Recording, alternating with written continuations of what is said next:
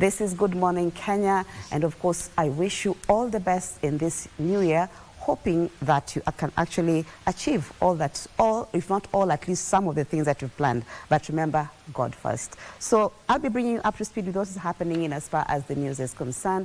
And topping the news this morning, the government plans to commit 4 billion shillings in the next financial year to overhaul Nairobi's road infrastructure.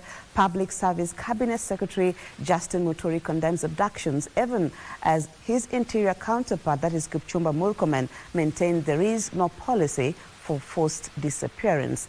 It's all systems go as preparations enter the penultimate stage, that is ahead of the Continental Showpiece. I'll bring you details of these and much more in this particular bulletin. But let's begin there, where President William Ruto has committed 4 billion shillings in the upcoming financial year to overhaul Nairobi's road infrastructure as part of efforts to ease traffic congestion. Speaking in Dagoretti North, President Ruto said the funds will be used to construct new feeder roads and rehabilitate old ones to enhance the city's overall transport network.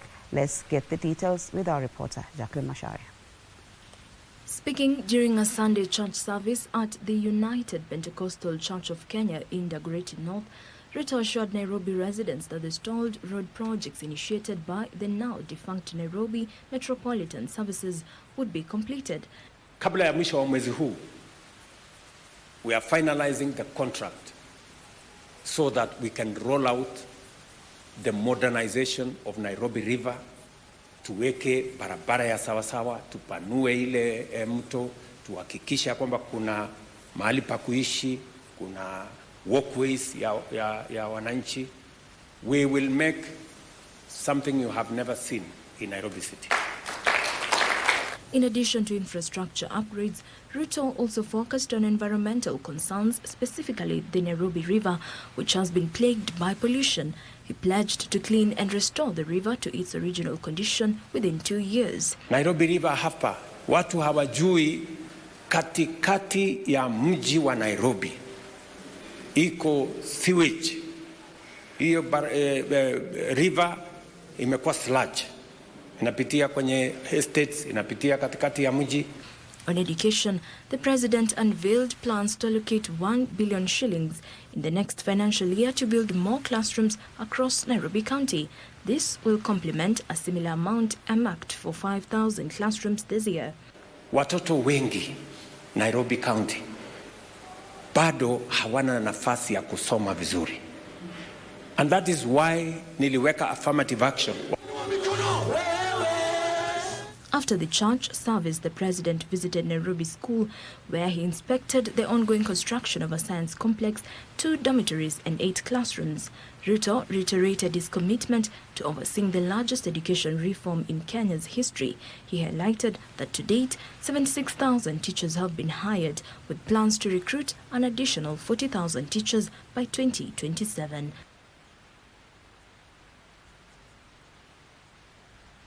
Thank you, Jacqueline Macharia, for that report. Now, Public Service Cabinet Secretary Justin Muturi has condemned the abduction of a section of social media activists who are critics of the government. Although the government denies involvement in the kidnappings, Muturi faulted security agencies for failing to stop the vice. The former Attorney General narrated the tribulations his family was subjected to after the abduction of his son in June 2024.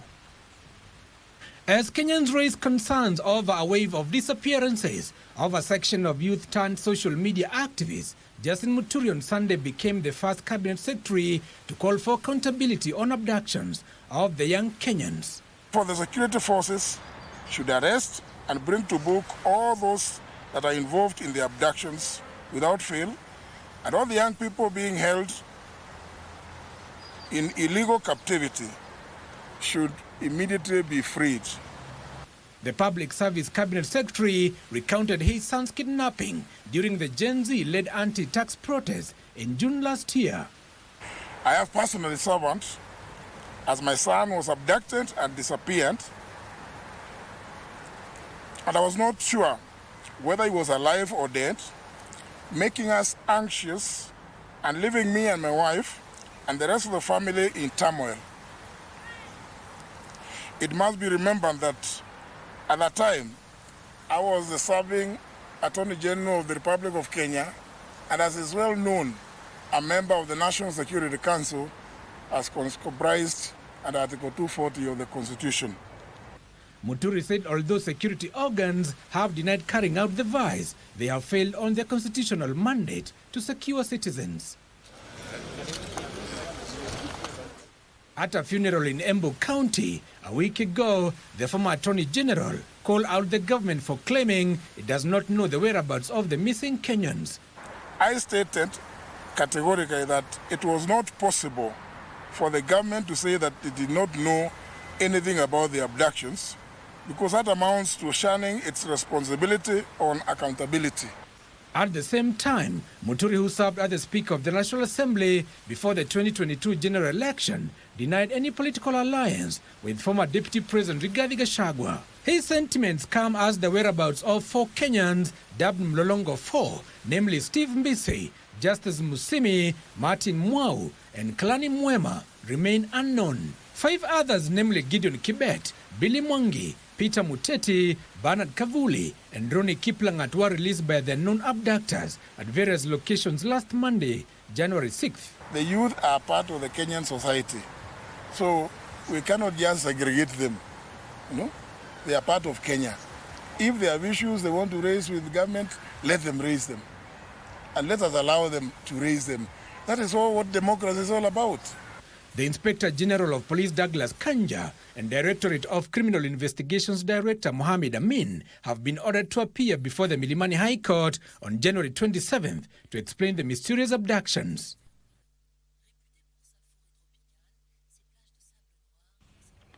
Thank you, Giverson Minor, for that report. Now, still on the same note on abductions, there is neither a government nor a National Police Service policy for abductions, Interior Cabinet Secretary Kipchumba Murkomen has said. Now, the Cabinet Secretary has, however, cautioned Kenyans against the misuse of social media and emerging technology to threaten those in authority. Murkomen has, in the meantime, defended police against accusations that they have failed in their duty to Kenyans. The government is tonight defending itself against allegations that it is abetting the abduction of Kenyans. At the center of the storm is the National Police Service, which has been accused of indifference and has turned a blind eye and allowed an illegal group to reign terror on the perceived critics of the government agenda. I want to assure you, and I know, that even as the debate is raging on public, on social media, and anywhere, there is no government policy. Neither is there a police service policy, neither by the command of the police nor the ministry itself, for abductions in the Republic. Internal Security Principal Secretary Dr. Raymond Omolo urged the youth to pick positive examples and use them to build a desirable future. There's a big challenge. Bishop talked about our young ones taking after what we do. And I think, Bishop, without hesitation, we are telling our young ones what is wrong, and it is important that they listen when we say what they're doing or some of the things they're doing is not correct. The National Police Service, led by the Inspector General Douglas Kanja, has repeatedly denied claims of involvement in the abduction of Kenyans, but promised to double down on those responsible. Interior Cabinet Secretary Kipchumba Murkomen said the government is committed to improving the welfare of the National Police Service and would work to ensure the police are well equipped to deal with the emerging security challenges. Murkomen was speaking during a church service at the Administration Police Training College in Embakasi, Nairobi County. Tilio Marco reporting there. Away from that, former Deputy President Rigathi Gachagua has called on the international community to exert pressure on the requisite authority to reconstitute the Independent Electoral and Boundaries Commission. Gachagua claims delays in the recruitment of IBC commissioners is a scheme to deny Kenyans their democratic rights. Former Deputy President Rigathi Gachagua attended church service at AIPCA in Dandora, Nairobi County, where he sought intervention of world leaders over the formation of Independent Electoral and Boundaries Commission. The absence of IBC is a pointer of a scheme ya ile maneno ambayo inapangwa. And we want to appeal to the international community to put pressure on President William Ruto and the Kenya government so that IBC is constituted as of yesterday. We want to ask the newly elected president of America, Donald Trump, atusaidie. Tunawaelewa na tunajua ile kitu wanajaribu kufanya. Number one, wamekataa kuweka IBC. Ndio wajaribu kuona kama watazuia elections kufanyika 2027. Hiyo tunawamulika sana. Sasa hivi tunaongea, hakuna kijana hata mmoja amesajiliwa katika orodha ya kupiga kura kwa miaka 2 ambayo imepita. Hii wiki inakuja tunachangamkia hiyo maneno na hata hiyo tunapeleka kotini. Rigathi also faulted a section of politicians allied to the president for using political platforms to insult critics of the government. Huyu mheshimiwa umetoa hapa Garissa ametukana wamama. Ile matusi ya wamama inafanya sisi tulie machozi. There is something you can never say about our women. Na mimi nikiangalia rais hapo nimeona anacheka. Hawa vijana ya kwako ya Rift Valley wanatukana kila mtu. So much as you are telling us that we have not brought our children up well, before you remove the speck in our eye, remove the log in yours. Na nataka kuambia mahali tuko sasa hivi ni lazima tujipange. Kujipanga, ndugu yetu Rigathi Gachagua tumemwambia, juzi mumeona tukiwa Mnyoro na wabunge wale wa mlengo wake, na tunamwambia sikiza kila mtu na usiende ukatangaza bila kusikiza kila mtu. The leadership vacuum at IEBC was occasioned by the resignation of 4 commissioners, namely Juliana Cherera, Francis Wandera, Irene Masit and Justus Nyang'aya, who disputed the 2022 presidential election results, and the retirement of Chairperson Wafula Chebukati and 2 other commissioners, Boya Molu and Professor Abdi Guliye. Meanwhile, a section of the clergy in Kakamega County is urging the government to involve religious institutions in mobilizing Kenyans to embrace Taifa Care. Africa Divine Church Bishop John Chabuga noted Social Health Authority registration is still low. Tuwe na ushirika mzuri na serikali, tuombee hii serikali. Serikali ya Kenya ikianguka hata wewe umeanguka. Serikali ya Kakamega County ikianguka hata wewe umeanguka. Sababu ulitumia bidii kuisimamisha imara. Kuna wakati wa uchaguzi itakuja, na wakati huo sisi tunajua ndio kila kazi itaendelea. Sentiments echoed by Kakamega County Governor Fernandes Barasa. Viongozi ambao wamekaa hapa, wengine wanakatwa shilingi 40,000, wengine wanakatwa shilingi 30,000 kila mwezi. And the only way hizo pesa zitawasaidia ni mjisajili kwa Taifa Care. The Ministry of Health says about 17 million Kenyans have so far registered for the medical scheme.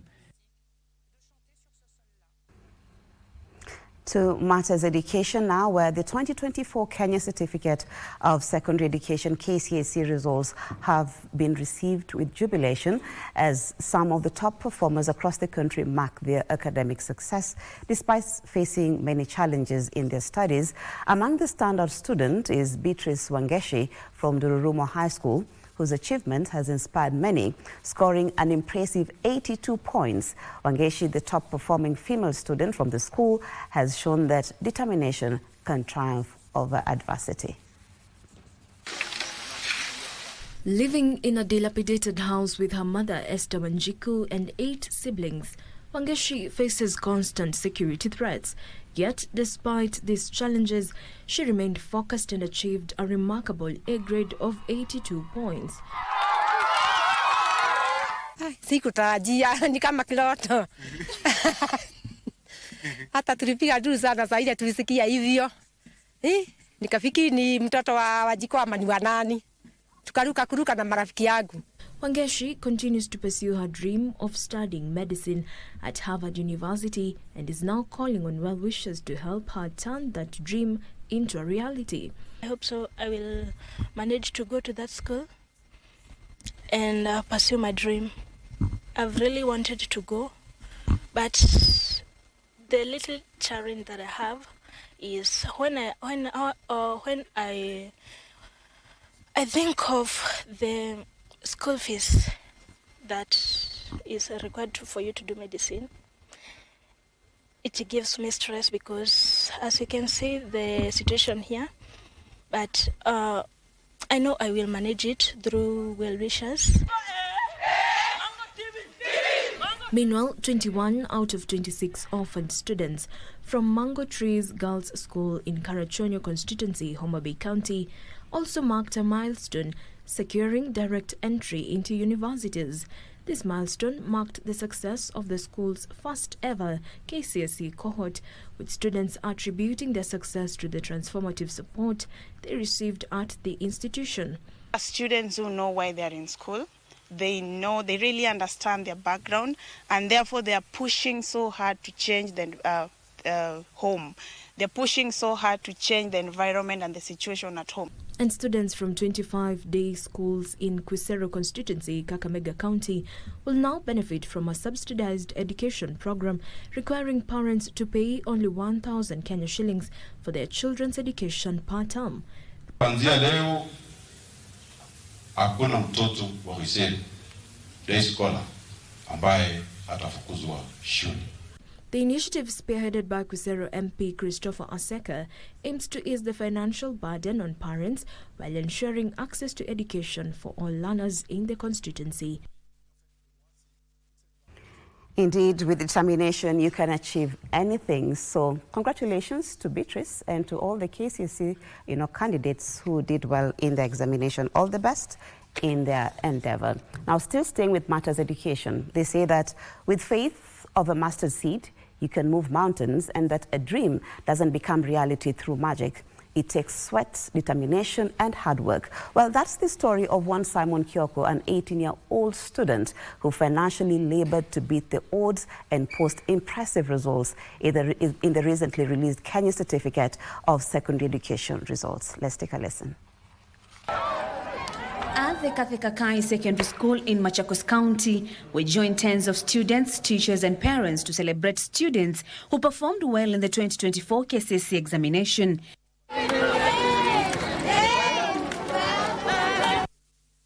Here we meet Simon Kyoko, who scored a mean grade of B. Simon, who aspires to be a civil engineer, recalls how he had to start a rabbit business to pay his school fees. Rabbits back at home, which I used to bring to the principal, and then I'd pay for my school fees. Let's say like 1.5 kilograms costs 1,000, and let's say 2 kilograms up to 2.5, you can get with 1,500. His mother, Jacinta Manthi, says their poverty life forced one of Simon's siblings to drop out of school so that Simon could finish his studies. Chenye alikuwa anapata ni kutoka kwa hizo ni rabbits. Alikuwa anagawanya. Pesa zingine alikuwa analeta kama school fees. Juu tuko na shida, alikuwa tusaidia kama kutununulia chakula. But Simon is not the only student who encountered hurdles in school. Faith Mbithe from the same school faced immense challenges while sitting for KCSE exams. Despite battling a heart condition that requires a surgery in India, Faith defied the odds and achieved a C-. Nikiwa shule, na zingine nawezaona nashinda peke yangu, nikiogopa wanafunzi. Wasikie kama napumua sana. Saa zingine hadi mwalimu akiwa class na nyamaza, hadi akiniuliza kitu hata kama najua. Naomba mnisaidie kwa sababu ako na shida na mimi sina pesa, ni kibarua, ninafanyanga kibarua tu. Brian Mutinda and Augustine Kyoko, who also scored a B, said their high school journey was not a smooth one either. I faced some challenges like school fees, walking long distances to come to school.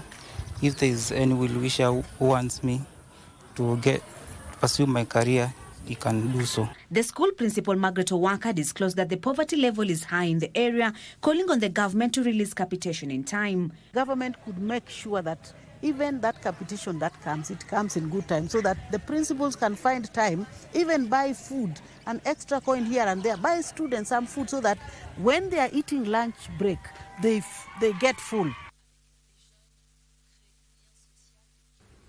Indeed, congratulations once again to all the KCSE candidates. Now to our counties, where police officers in Kilifi County have apprehended a driver working with the devolved unit's health department and recovered stolen medical supplies valued at 100,000 shillings. Details in our County News Roundup. The arrest of the driver followed a tip-off from members of the public about the illegal sale of government-procured drugs at a private pharmacy. The county's executive committee member of health, Peter Morogo, put on notice individuals frustrating efforts to equip hospitals with the necessary supplies. Hii tunataka kuambia wananchi kwamba ni onyo hasa kwa staff ambao wanahusika na jambo hili, na pia tungependa kuita mwito kwa wananchi pia wawe vigilant. Wanapoona kitu kama hicho wanatufahamisha. Hivi sasa tunavyosema, huyu sasa si mfanyakazi wetu tena, yuko chini ya vyombo vya usalama. A 55-year-old fisherman drowned at Kananga Beach in Homa Bay town after falling from his boat during a fishing expedition on Lake Victoria. The man, identified as William Juma, was reportedly returning from Nduru Beach in Mbita sub-county after a late-night fishing expedition. Tunaomba wavuvi wenzangu, tafadhalini, kama tunaenda baharini, tuache kwenda baharini usiku. Pili, tuache kwenda baharini mtu mmoja mmoja. Saa zingine maafa kama haya yanaweza yakatokezea. Kama mko watu wawili, mmoja atamsaidia mwenzake. In Kisii County, laboratory technologists who downed tools since December last year have called off the strike after signing a return to work formula with the county government. As a government, whether it is a CBA, whether it is no CBA, we shall continue recognizing and rewarding our employees because it is their right to get these promotions. Solidarity forever for the union. We look at sports now, where Sports Cabinet Secretary Salim Vuria has confirmed that the country is ready to host the African Nations Championship as the stadiums are in proper condition ahead of the tournament. The African Nations Championship, to be co-hosted by Kenya, Uganda and Tanzania, will kick off on the 1st of February. Speaking after the stadium inspection, Sports Cabinet Secretary Salim Vuria stated that Nyayo Stadium is already done, while Kasarani Stadium is 90% done and will be done by Wednesday next week. The hosting of CHAN is in good progress in terms of the infrastructure preparation, and therefore I would like to urge all Kenyans. We will be urging them as we near the tournaments themselves. But we want to urge them now to be inspired, from the 1st of February to turn up in large numbers. The CS also noted that not only the hosting stadiums will be renovated, but his ministry, together with the national government, have a plan to upgrade all stadiums in the country. Immediately after CHAN date, we will just embark on preparations for AFCON. So as government, we are very happy. And also with the partnership, the inter-ministry, the Minister of Sports and also Minister of Defense, which is very key in the supervision. After the stadium inspection, the CS, accompanied by Principal Secretary Peter Tum and FKF officials, toured Kenyatta International Convention Center, where the CHAN draw will be conducted on Wednesday. And Kenya's Angela Okutoi missed out on her first tennis single title at the ITF W35 Women's World Tennis Tour after going down in 2 straight sets to Joanna Garland of Chinese Taipei at the Nairobi club. Okutoi collected 23 points for making it to the final, while her opponent Garland won 35 points for winning the title. Kenya's Angela Okutoi was not at her very best in the final of the ITF W35 against Joanna Garland, as she suffered a 2 straight sets loss to her opponent. In a first set completely dominated by Garland, Okutoi was broken early in the set and only managed to overpower her opponent from Chinese Taipei once, losing 6-1. She upped her game in the second set, but was again broken early as Garland remained in total control to win the second set 6-4 and take the title. Okutoi was pushed to 3 sets in her semi-final against Polish Zuzana Polikoska, but she managed to win 7-6, 3-6, 6-3 to book a final date against Garland, who also needed to go the full distance against Vicky van der Peer, coming from a set down to win her semi-final 7-6, 4-6, 1-6. Okutoi now collects 23 points for making it to the final, while her opponent Garland takes home 35 points for winning the title. That story brings us to the end of the news this morning. Thank you so much for your time as always. But in case you missed it, the game between Arsenal and Manchester United, Manchester won. You know, my colleague Vivian was quite happy. She's a Manchester United fan. So they won 5-3 against Arsenal. And I saw someone post somewhere that maybe Arsenal needs prayers. Well, I don't know about that. We'll see you again tomorrow.